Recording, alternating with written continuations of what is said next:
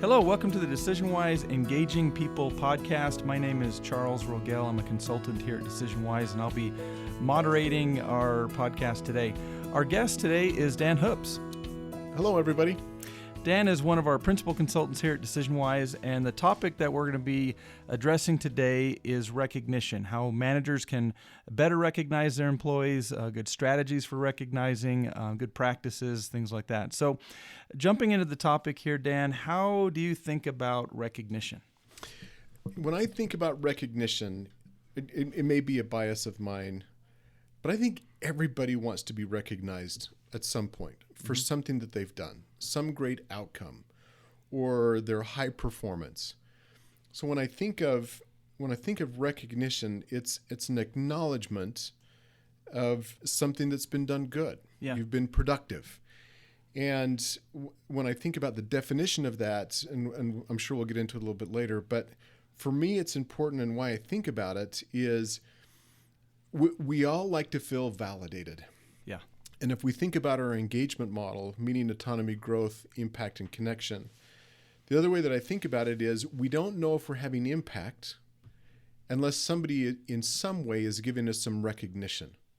It could be a note, it could be an email, it could be a passing in the hall, hey, great job. But I think people crave wanting to know if they've done something of value and done something worthwhile. Yeah, and it's interesting as you say that, because recognition is really sticky. People remember those things. So even if you're complimenting someone on something, their shoes, for example, all of a sudden they'll have a better perception or opinion of wearing that. They'll feel more confident wearing that pair of shoes in the future. So it just contributes a lot to people's I don't know if it's ego or just perception or positive outlook that they have. Yeah, and the stickiness of it can last for years. So an example, at a previous company I was working for, I got a gift certificate for something that I had done. I still to this day cannot tell you what I did, but what was lasting for me is I got this gift certificate and it's like, wow. And part of the note that was delivered to the employees was, hey, we're giving you this recognition because we want you to remember the event or the company. Yeah. And at the time I thought, well, that's kind of a little egocentric of them to say, hey, remember us. Yeah. Right? But so I took the gift certificate and I bought a power washer. Okay. And to this date, it's been 10 years since I've worked for this company. Uh-huh. And every time I pull out that washer to spray off whatever it might be at my house, Sure. I think of that note. That event, that company. And tie it back to that company.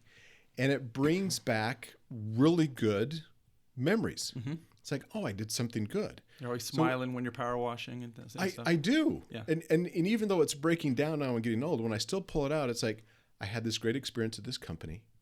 And when I think about recognition, I think about and make that tie. Washer. So it's sticking. Interesting. That's great. So, we've kind of touched on this topic, but why is it important? Other reasons? Like, I think another way to look at that is, well, what's the reluctance for managers to do that? Mm-hmm. Well, why is it so hard for a manager to say, hey, good job? Yep. Or thanks for completing that task, or thanks for doing something like that, or hey, just wanted to give a shout out to so-and-so. I think one of the biggest travesties that happens in organizations is for a manager to say, well, it's just their job. Yeah. Well, of course it's just their job, but who doesn't like to be recognized for doing just their job? Yeah, it's almost like it's reserved for very special occasions. Yeah, and what a shame. Uh-huh. What a shame. It doesn't need to be grandiose. I mean, it's not like we're going to go buy a car, give somebody, big bonuses, Sure. But being recognized for performing your job, it is needed. It's almost like you're just showing appreciation, right? So it's better than, it's not like I have to give them a high five or see some outstanding work they did, but you appreciate the contribution they're making.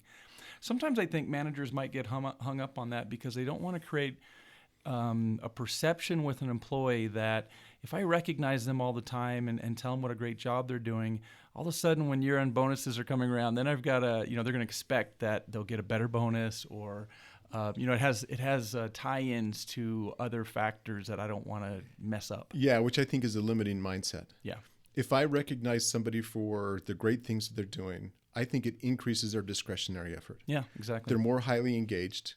They know how to produce faster because they've then gotten feedback that what they've done is right, and they want to do it even more and more. So if I have the mindset of, oh, I'm going to have to manage this on the back end, well, I sure hope so. I hope that they've done a great job, and you're willing to say, hey, at the end of the year, if that's what your performance management system is, that you're able to do that. But I think part of what's important to that is tailoring the recognition to those that like to how they like to receive it. Sure. So for me, I would much rather get a note, an email, a card than having somebody stand up in front of a room. Please, you don't want to be brought up in front of the room and recognized and read a bunch of accolades. No, I don't want to walk up the aisle. I don't want to walk back down the aisle. So part of, I think the power of the stickiness is recognize individuals in how they want to be recognized. Sure. Yeah, especially for you introverts. Yep. Yeah.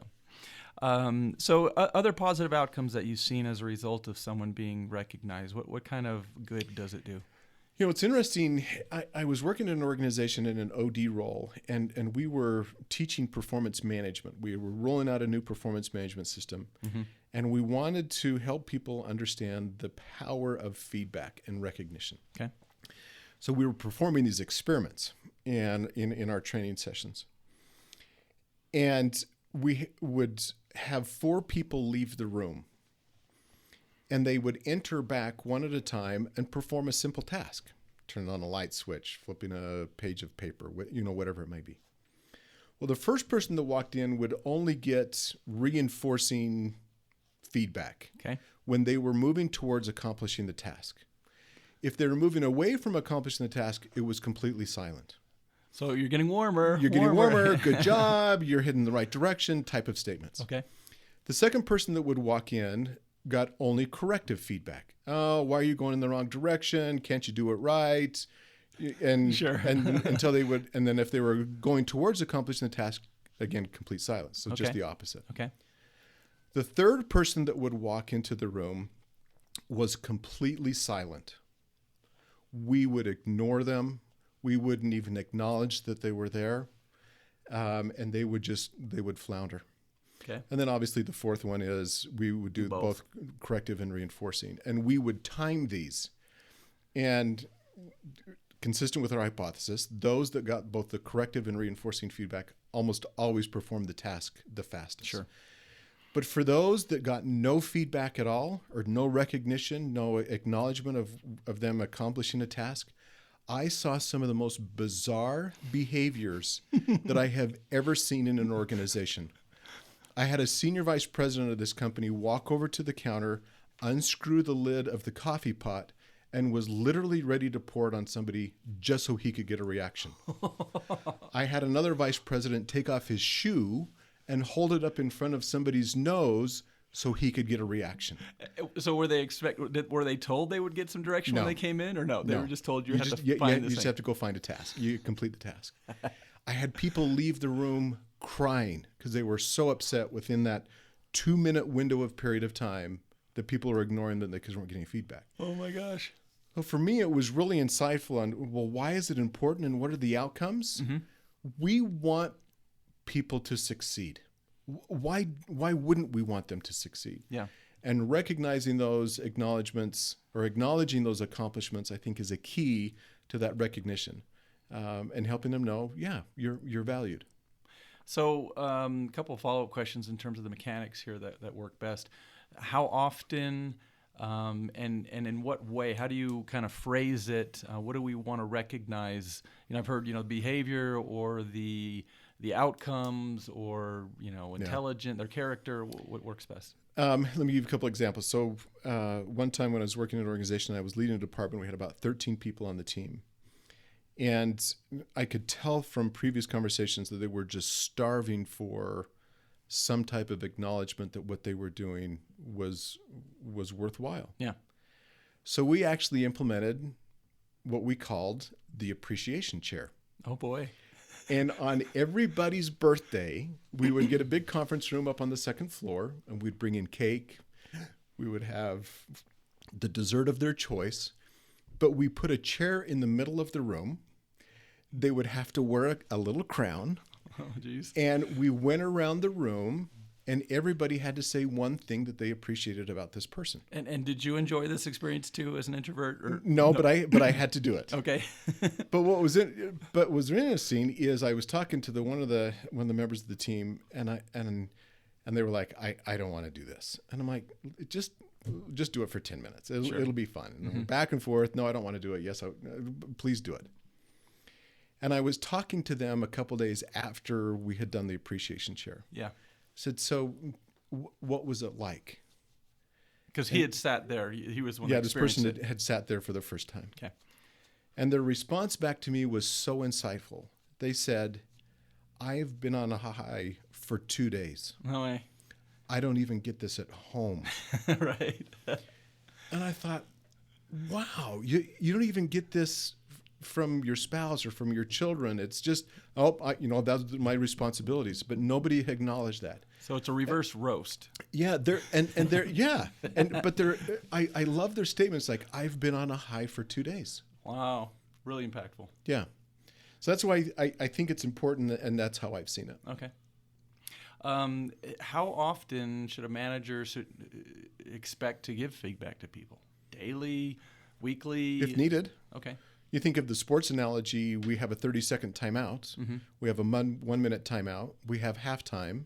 We have the end of the game. We have the practice the next day. We have a full practice. We have the summers off. Mm-hmm. Why can't that be the same in recognizing somebody? It may be a quick stop by, hey, great job in the meeting. Or it could be, hey, can we spend a little bit more time and talk about what happened and help you get better results? But I think the acknowledgement that you're paying attention to them versus, like I said, the third person that walks in the room and they get nothing.